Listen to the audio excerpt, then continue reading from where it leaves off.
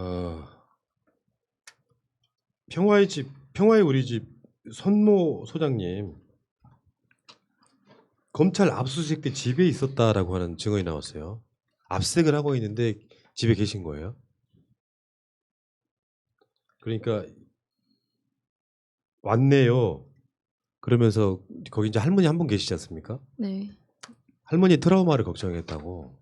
그러니까 이게 지금 밖으로 드러나고 있는 이 그때 돌아가시기 전까지 상황들이 굉장히 급박했던 것 같다는 생각이 들었어요. 예. 일종의 제가 봤을 땐 멘탈이 붕괴된 상태가 아니었을까 싶어요. 근데 저는 여기서 검찰이 먼저 거짓말을 했다는 게 되게 웃기더라고요. 그러니까 검찰이 할머니 그 마포 쉼터를 압수수색할 당시에 소장 현장에 있었는지 알 수 없다라고 이야기를 했는데 저는 그걸 몰랐을 거라고 생각하지 않습니다. 말이 안 되죠. 네. 그리고 여기에서 저는 헤드라인을 보고 좀 헷갈렸었는데 헤드라인 자체가 쉼터 소장 검찰 압수수색 때 집에 있었다. 저는 자택이 있었다는 이야기인 줄 알았어요. 이거 마포 쉼터 집에 있었다는 평화의 우리 집에 네. 있었다. 이런 평화의 거. 우리 집에 있었다는 증언이 나왔다는 이야기고 이것은 이번에 이 증언이 나오지 않았다면 검찰은 그 사람 거기에 있지도 않았고 언론에 노출된 적도 없다. 이 사람이 왜 스트레스를 받냐. 우리 잘못 아니다. 이렇게 발빼기 딱 쉬운. 그러니까 검찰의 그런 발빼기 어떤 표현들이 너무나 가증스러운 게 만약에 조국 장관을 타겟으로 수사를 시작했어. 가족들이 스트레스를 받잖아요. 네. 그럼 지금 검찰은 무슨 말이냐면 나는 조국을 수사하는 거지 가족들은 안 건드렸다. 가족들이 왜 스트레스를 받냐 이거예요. 그러니까 이게 손 소장님이 윤미향이라는 그 상징적인 인물이 타겟이 돼가지고 언론과 검찰의 집중 포화를 받고 있는 그것 때문에 스트레스를 받기 시작한 건데 검찰은 나는 손 소장 누군지 모른다. 그 사람한테 연락한 적 없다. 그 사람이 뭔데 우리 때문에 스트레스를 받냐. 이런 식으로 이야기하는 거예요. 얼마나 비열한 겁니까? 그러면 인간은 혼자 살아가는 존재가 아니잖아요. 그러니까 여기서 진짜 중요한 워딩 하나가 이제 통화하신 분과의 이 대화에서 나왔는데 털어갈 게 뭐가 있다고 죽고 싶다 이런 얘기를 하셨다는 거예요. 그러니까 이게 말하자면 곽상도의 뇌피셜이라면 윤미향 대신에 이 손 소장님이 돌아가셨다 이런 식의 논리로 귀결을 시켰잖아요. 간단히 말하면 이분은 정의용과 윤미향과 본인을 저는 동일시했다고 봅니다. 그러니까 뭐 정의연의 윤미향 아래 이런 개념이 아니고 서로 동지들 개념에서 보면 이분 자체는 털어갈 게 뭐 있다고 정말 죽고 싶다. 그러니까 언론이 계속 말도 안 되는 가짜 쏟아내고 그러면서 기자들은 뻗치기하고 사실 나올 게 없거든요. 이 구더기 같은 짓거리 하고 있는 거잖아요. 이 상황에 느꼈을 그 압박감들이 간단히 말해서 30년 가까운 시간 동안에 정의연의 이런 활동들이 한순간에 부정당하잖아요. 우리는 이제 우리들만의 정보 같은 걸로 윤미향 그럴 리 없다라고 하는 방송을 하지만 홀로 내버려져 있는 손 소장님 입장에서는 사실 여부와 다르게 가짜뉴스 등으로 연일 언론이 포화를 쏟아내는 순간에 느꼈을 그 상실감이랄까요. 요거는 상상을 초월했을 거라고 생각이 들거든요. 이제 이해가 됐어요. 이런 상황들 보고 나면. 지금 이 시간에도 기자들은 그 집 앞에서 뻗치기를 하고 있더라고요. 구더기들이죠. 네.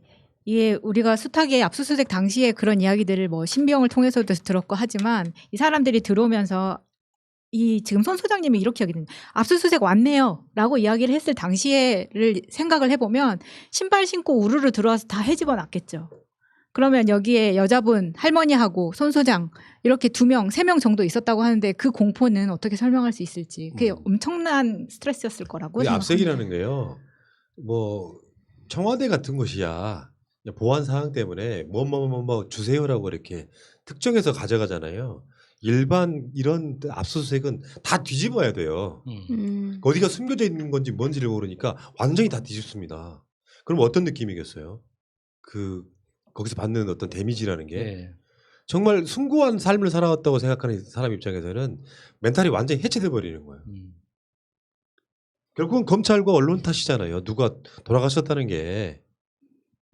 그 언론이 그렇게 한 사람을 죽음에 이를 만큼 이렇게 압박을 해놓고 반성 없이 똑같은 짓을 지금도 하고 있잖아요. 그래서 윤미향 의원이 의원실에서 이렇게 보다 못해서 한번 화를 낸 적이 있다고 합니다. 내가 죽어야 끝나는 거냐고. 이게 그러니까 그런 말을 듣고도 그 버젓이 앉아 있는 그 기자들의 멘탈이 저는 정말 궁금해요. 그 먹고 사는 일이 중요하죠. 그리고 기자라는 게 그 쓰레기 기사를 쓰든 어떤 뭐 합리적인 기사를 쓰든 자기 밥벌이라면 그리고 그 밥벌이가 자기 의도와 상관없이 상사의 눈치 때문에 어쩔 수 없이 그런 쓰레기 기사를 쓴다고 하더라도 저는 생활인으로서 이해해줘야 된다고 생각하거든요. 그런데 내가 했던 행동 때문에 사람이 죽었다고요. 그러면 멈칫이라도 해야지. 멈칫하는 거라도 보여줘야지. 그러니까 최소한 일주일 정도라도 그러니까 손 소장님의 장례식이 끝나는 시간까지라도 기다렸다가 다시 쓰레기 짓을 해도 되잖아.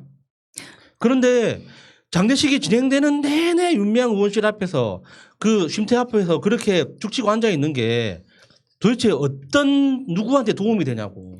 그러니까 네. 어머, 네. 바로 그 순간에 정말 그 윤미향 의원 표정을 찍으려고 거기서 그렇게 또 했다는 네. 얘기를 듣고 정말 너무 분하더라고요. 뭐 할 수 있는 게 없어가지고. 왜냐하면 그 주위에 있는 건물에서 그 나눔의 집이 아니고 뭐지? 평화의 우리 집. 평화의 우리 집을 진짜 완전 땡겨가지고 윤미향 대표가 의원이 나와서 이렇게 우는 모습 잡는 거. 저는 그렇게까지 꼭 해야 되나? 그러니까 우리가 항상 욕하잖아요. 장례식 앞에서 기분이 어떠세요? 물어보는 거랑 지금 똑같은 걸 계속 하고 있는 거고 정의원의 추도사보다 먼저 검찰의 입장문을 낸 상태에서 본인들에게 이게 지금 비난이 올 것 같으니까 아니다 우리는 없었다 우리는 모른다 이런 지금 이 스탠트를 하려다가 지금 예. 노출이 된 건데 만약에 이 손 소장님이 그 자리에 없었다면 누구누구 수사관이라고 적혀있는 전화번호가 적혀있는 이름과 전화번호가 적혀있는 메모가 어떻게 나올 수 있었을지. 이 기사가 그렇습니다. 나기 전에는 또 검찰에서 뭐 참고인이나 피고인으로 조사할 계획이 없었다 이런 식의 메시지를 또 냈었잖아요. 정말 어이가 없다고 생각합니다. 자기들은 이 손 소장한테 어떠한 피해를 주지도 않았고 네. 스트레스를 준 적이 없다라고 이야기를 하는 거예요. 근데 누가 물어보지도 않았는데 그 말 왜 먼저 하냐고. 너한테 훔쳤냐고 물어보지도 않았는데 나 안 훔쳤다는 이야기를 왜 먼저 하냐고. 검찰도 그러니까요. 진짜 악마예요. 악마예요. 그러니까 검찰은 그런 생각해야 됩니다. 존재 자체가 일반인한테는 스트레스예요. 이런 얘기 있잖아. 이 손 소장님 같은 사람들이 언젠가 검찰에 압색당할 걸 생각하고 산 분들이겠어요? 그냥 평범하게 숭고한 뜻으로 살았던 사람들일 거라고 생각해. 근데 그게 쉽게 표현하면 군홧발에 짓밟히는 거예요. 그 감정일 것 같고 이 검찰하고 똑같은 검찰 출신의 곽상도 있죠. 곽상도는 정말 용서를 앞으로 못할 것 같습니다. 여기에 관련해서도요. 오늘 곽상도 의원실이 이 손 소장과 연락이 닿지 않는다면서 119에 처음 신고한 신고자의 녹취록을 공개를 해요. 근데 그 녹취록에는 아무것도 없어요. 그러니까 얘는 어떤 거냐면 약간 기자스러운 건데 특종 욕심 같은 거야. 내가 국회의원 신분으로 뭔가 정보공개 청구 등을 통해 가지고 나온 그 자료 있잖아요. 119 처음 신고한 그 녹취록을 공개한다는 의미가 뭐겠어요? 내용은 별거 없어요. 아는 분이 몇 시간 동안 연락이 안 된다. 지금 문을 아무리 두드려도 반응이 없다. 이렇게 이런 정도의 내용이 들어있는 거를 마치 단독 최초 공개 개념으로 공개를 한단 말이야. 그러니까 그 곽상도 의원실의 그 핑계가 너무 저열한 거예요. 차라리 그러니까 이게 국민의 알 권리 차원에서 우리 유권자들을 위해서 내가 국회의원의 권리로 정보공개 청구해가지고 알려드리는 거다. 그래서 뭐 전체 사건 얼개나 어떤 해결하고는 크게 상관이 없지만 디테일을 또 알아야 된다고 생각했다. 이렇게 이야기한다면 그렇구나 싶겠던데 자기는 나는 공개한 적이 없다. 기자들이 왔다가 우연히 봤다. 나는 공개한 게 아니다. 그러니까 의원실 차원에서 정보를 요청해가지고 보기는 했는데 우리는 보도 자료를 뿌린 것도 아니고 의원실 내부적으로 봤는데 의원실에 들어왔던 기자가 보고 기사 쓴 거다. 나보고 어쩌라고 이거예요. 와 진짜 이거는 양아치 중에서도 이제 상양아치예요. 이거는 진짜. 그러니까 이게 지금 내가 이 정도 능력 있는 사람이야. 곽상도는 이런 식의 정치하고 있잖아요. 지금 보니까 곽상도는 나경원에 비할 것도 아니야. 네 맞아요 진짜. 진짜 나경원은 그냥 어린 소녀야 그냥. 어린 소녀. 그냥 악마가 그곳에 있는 거예요. 나 이게 왜냐하면 내가 그렇지 않아도 방송으로 완전 노딱을 맞았지만 곽상도 인간에 대한 A를 지켜라 이런 그 타이틀로 방송을 엊그저께 했었잖아요. 그걸 유튜브가 노딱을 주더라고. 근데 인간에 대한 A를 지키라는 게 틀린 말이냐 유튜브야? 유튜브에 근데 여기서 좀 말을 저도 이분 뉴스가 요즘에 계속 나는 바람에 좀 약간 평소에 입이 험해졌는데 되게 조심히 말해야 될 것 같은 게 알림이 황희도 씨가 또 고소를 당했잖아요. 네. 괜찮아. 근데 아니 그분이 어느 정도까지 고소장에 적혀 있냐면 뭐 판사님 저는 뭐 모릅니다라고 하는 것까지를 다 적어놨더라고요. 아주 꼼꼼한 분이시더라고요. 아, 방송을 그냥 녹취로 풀어가지고 원래 그대로 그렇게 해요, 보도장했구나. 그래서 그 말 한 적 있냐고 물어보진 않아. 녹취가 그대로 있으면은 그래가지고 이 이야기를 왜 했는지 물어보고 네. 아무 의미 없는 짓으로. 네, 진짜 지금 곽상도가 정말 악의적인 게 뭐냐면 이 사람은 윤미향 대표가 이 손 소장을 자살하게끔 만들었다라고 주장을 하고 싶은 거거든요. 근데 네. 이 주장은 사실 곽상도가 개발해냈다라고 하기보다는 곽상도 의원실에서 꾸준히 지금 SNS를 모니터링하고 있는 상황에서 이쪽에서 나온 이야기가 넘어갔을 거라고 저는 추정합니다. 이게 지금 우리가 계속 이야기하고 있는 이천파가 주장하는 이야기거든요. 그러니까 뭐냐면 지금 이 119에 신고를 한 사람이 윤미향 의원실에 있는 보좌관 중에 하나라는 거예요. 그리고 이 사람이 손영미 이 소장님한테 계속해서 연락을 했는데 연락이 계속 안 되니까 저녁이 돼서 119에 전화를 했다. 그런데 이게 연락이 안 될 때까지 기다렸다가 보통 사람이라면 112에 전화를 하지 누가 죽었다는 것을 전제하고 119에 전화를 하냐. 여기서부터 이제 음모론이 시작이 된 거예요. 그래서 이날 아침에 윤미향 대표와 전화를 했을 텐데 전화를 얼마나 몇 분간 몇 회 했으며 여기에 따라서 어떤 충격을 줬는지 아니면은 마치 자살을 종용하는 듯한 내용의 녹취가 있는 건지 대화를 한 건지 이것부터 파악해봐야 된다면서 이렇게 몰아가고 있는 그러니까 것을 곽상도의 뉘앙스가 그거예요.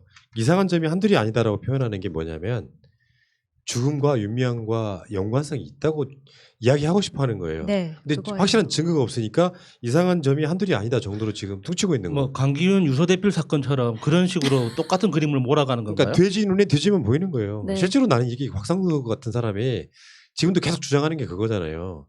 그 박봉으로는 집을 살 수 없다예요. 주장하는 바가. 본인 재산이 몇 년 만에 얼마나 늘어났는지부터 공개를 해야 될 것 같던데. 그러니까. 자, 아무튼 곽상도에 대해서는요. 언젠가는 천벌을 받으시리라고 믿습니다. 이런 문구로 고소하신다면 할 말은 없는데 천벌을 받으실 거라고 저는 믿어요. 그게 인간에 대한 도리라고 생각합니다. 신이 계신다면 근데 정말 이런 자들에게 아멘. 에휴 씨. 아주 한마디만 더 하고 싶은데 이분 해봐요. 노회찬 의원께서 그렇게 됐을 때도 그렇고 이분은 정말 인간과 그 죽음과 삶에 대한 존중이라고는 정말 네 그런 거 생각도 안 하고 사는 사람인 것 같아요. 사람이라고 표현을 네, 저는 하겠습니다. 사람이 아니문이다. 무슨 오죽하면은 대한민국 공무원이 유서 조작을 했겠습니까? 네. 그렇게만 보시면 돼요. 그들은 사실은 사람이 아니었죠. 네. 그 80년대 전두환 시절에 관련된 영화들 갖고 싶으면요. 진짜 사람도 아니에요. 그 얘기는 여기까지 할게요.